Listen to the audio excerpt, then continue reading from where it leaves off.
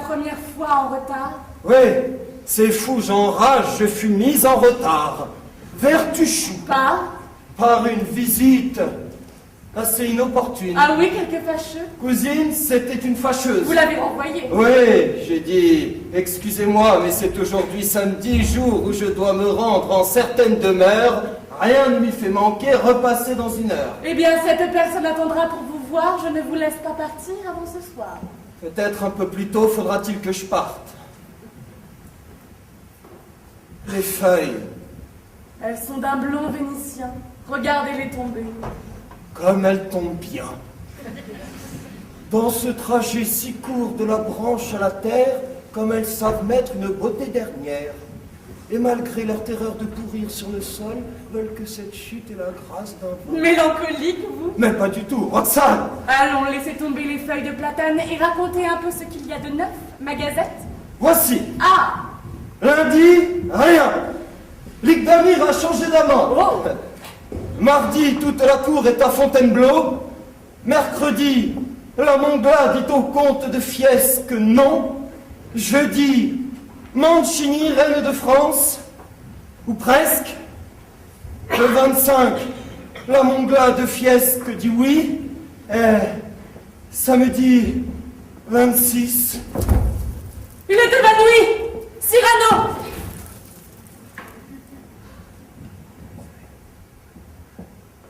Qu'est-ce? Quoi? Non, ce n'est rien, laissez-moi, je vous assure. Mais non, c'est ma blessure d'Arras qui, quelquefois, vous savez... Mon pauvre ami. Mais ce n'est rien, cela va finir. C'est fini. Chacun de nous a sa blessure. J'ai la mienne, toujours vive. Elle est là, cette blessure ancienne. Elle est là sous la lettre au papier jaunissant où l'on peut voir encore des larmes et du sang. Sa lettre. Ne m'aviez-vous pas dit qu'un jour peut-être vous me la feriez lire? Ah, vous voulez? Oui, je veux. Aujourd'hui. Tenez. Je peux ouvrir? Ouvrez. Lisez.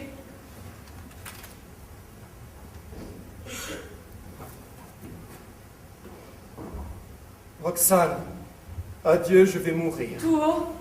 C'est pour ce soir, je crois, ma bien-aimée. J'ai l'âme lourde encore d'amour inexprimé et je meurs.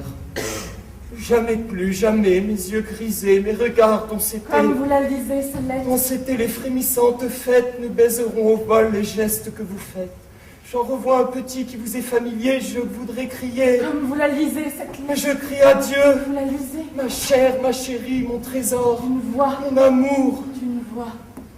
Mais que je n'entends pas pour la première fois. Mon cœur ne vous quitta jamais une seconde, et je suis et serai jusque dans l'autre monde de celui qui vous aima sans mesure, celui... Comment pouvez-vous lire à présent? Il fait nuit.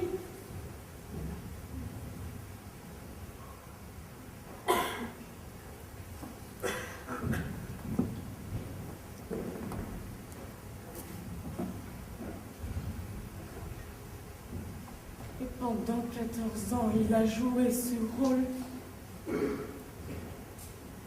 d'être le vieil ami qui vient pour être drôle. Roxane! C'était vous. Non, non, Roxane, non! J'aurais dû deviner quand il disait mon nom. Non, ce n'était pas moi! C'était vous. Non, je vous jure que non! J'aperçois toute la généreuse imposture. Les lettres, c'était vous. Non! Les mots chers et fous, c'était vous. Non! La voix dans la nuit, c'était vous. Non, je vous jure! L'âme, c'était la vôtre. Non, je ne vous aimais pas! Vous m'aimiez. Non, Vous m'aimiez. c'était l'autre! Déjà, vous le dites plus bas. Non, non, mon cher amour, je ne vous aimais pas! Des choses qui sont mortes, qui sont nées. Pourquoi vous être tu pendant 14 années? Puisque sur cette lettre où lui n'était pour rien, ses pleurs étaient de vous. Ce sang était le sien! Alors pourquoi laisser ce sublime silence se briser aujourd'hui? Pourquoi? C'est vrai, je n'avais pas terminé ma gazette. Et samedi 26, 1 heure avant dîner, Monsieur de Bergerac est mort assassiné. Ah! Cyrano, que vous a-t-on fait? Pourquoi? D'un coup d'épée, frappé par un héros tombé la pointe au cœur, oui. Je disais cela, le destin est railleur. Et me voilà tué dans une embûche par derrière par un laquais d'un coup de bûche. C'est très bien. J'aurais tout manqué, même ma mort. Ma sœur! Non, non, n'allez chercher personne. Quand vous reviendriez, je ne serai plus là. Il me manquait un peu d'harmonie. En voilà. Je vous aime.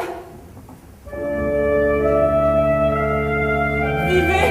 Ah, car c'est dans le conte que lorsqu'on dit je t'aime au prince plein de honte, il sent sa laideur fondre à ces mots de soleil, et tu t'apercevrais que je reste pareil. Je fais votre malheur.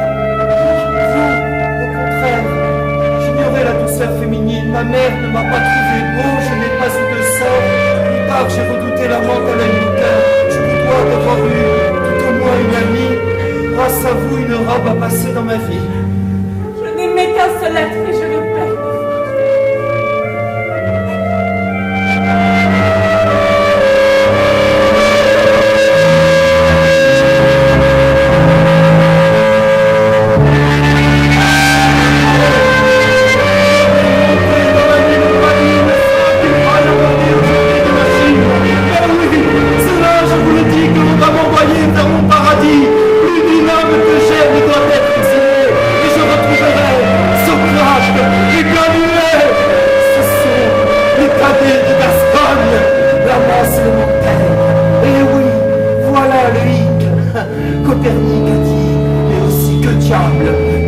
Allait-il faire en cette galère?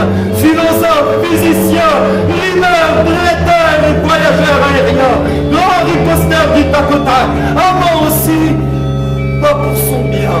Sigille, Hercule Savinien de Cyrano de Bergerac qui fut tout et qui ne fut rien. Mais, pardon, je ne peux faire attendre. Vous voyez, le rayon de lune vient me prendre. Mais, pas là, non, pas dans ce fauteuil, ne me soutenez pas, personne, rien que l'arbre, la lumière, je me sens déjà botté de marbre, ganté de plomb. Mais puisqu'elle est en chemin, je l'attendrai debout, l'épée à la main. Me dites-vous, c'est inutile, je sais, ne me laissez pas dans l'espoir du succès, non, c'est bien plus beau lorsque c'est